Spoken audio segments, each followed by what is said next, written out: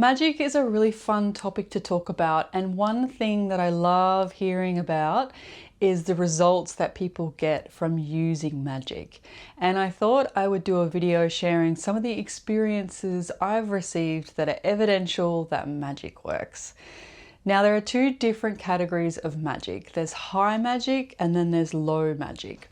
Low magic is more working with the earth realm, manifesting things in earth that are physical, whereas high magic is more working with the elevation of consciousness. Now, these are very simple explanations of what high and low magic is, so please, if you're curious about that, do more research into it because it's more than just those two things. For the sake of this video, I'm talking more about low magic. Now, there are many different types of magical systems. What I started with is the one that most people in the world are familiar with, which is witchcraft. And then the types of magic I used evolved over time with experience and more research. So the three things that people use magic for the most are love, money, and freedom. So I'm going to give you examples of how I used magic for each of these things. I came into magic quite early, but I really started to get obsessive with it when I was a teenager. And I ended up getting this book. So this is a really wholesome, cute spell book. There's some beautiful, easy, accessible spells in this. And of course, as a 15 or 16-year-old teenage girl, I decided I wanted to do a spell on who was I going to fall in love with. Anyway, so I did a spell from this book and it was really simple. I had to say some words to the moon in a certain phase, and I think it involved some rose petals. Just really simple, easy, accessible things. So I went to sleep that night and I actually dreamt of this guy. He was in my maths class. Now, I didn't have a relationship with him. I've never spoken to him before, but I knew who he was because of the maths class that we had together. So I went to school and I told my best friend about it. I'm like, oh my God, I did this spell and then I dreamt of that guy and I don't know what to think about that because I don't even know who he is. She was like, oh really? Why would you dream about him like that? So she really rejected it. So I didn't think too much of it after that. I kind of went, oh, okay, maybe I just made it up. A few months later, he actually became my maths tutorer because I wasn't great at maths. So he volunteered to tutor me. And then I fell insanely in love with this guy, like puppy dog, teenage romance kind of style. And I was head over heels. I just wanted to be with him so badly. So it was hilarious how accurate that spell was. And what it actually solidified for me was that magic is real. And from then on, my obsession began. So this happened in the time of COVID. Now, COVID was an absolutely insane time for me. I was living in Auckland, New Zealand, and I hated Auckland, like with dread. I can't even say how much I hated Auckland, but if you've been there, you probably agree with me as well. Anyway, I absolutely hated it. I was trying to leave the country. I had no money. I was going through a divorce.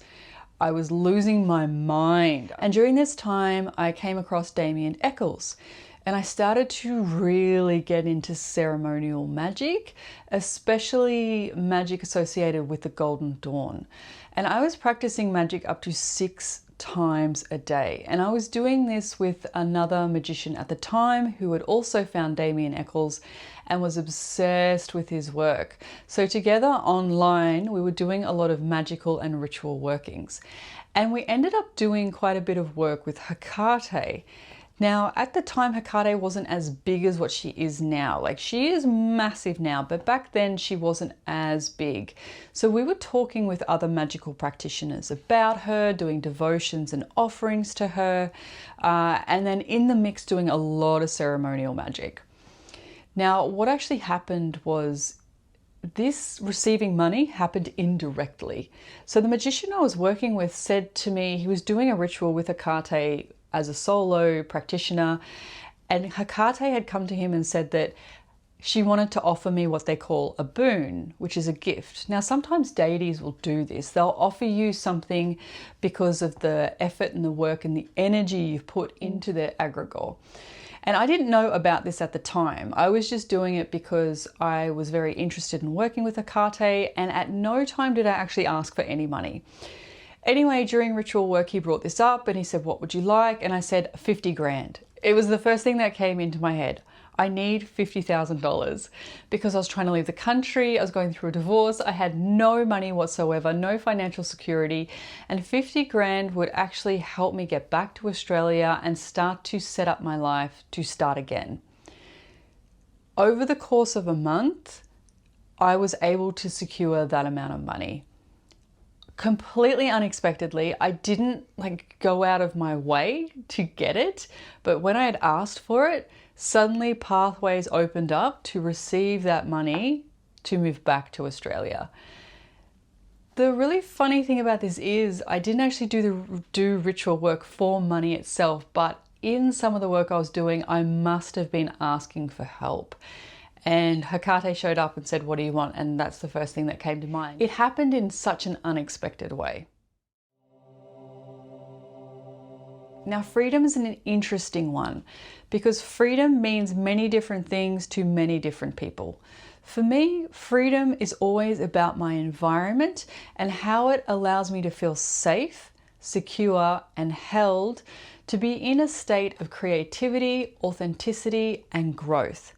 Now, this house that I'm living in right now, I'm renting. I don't own it. So here's a quick backstory of what was happening with this house.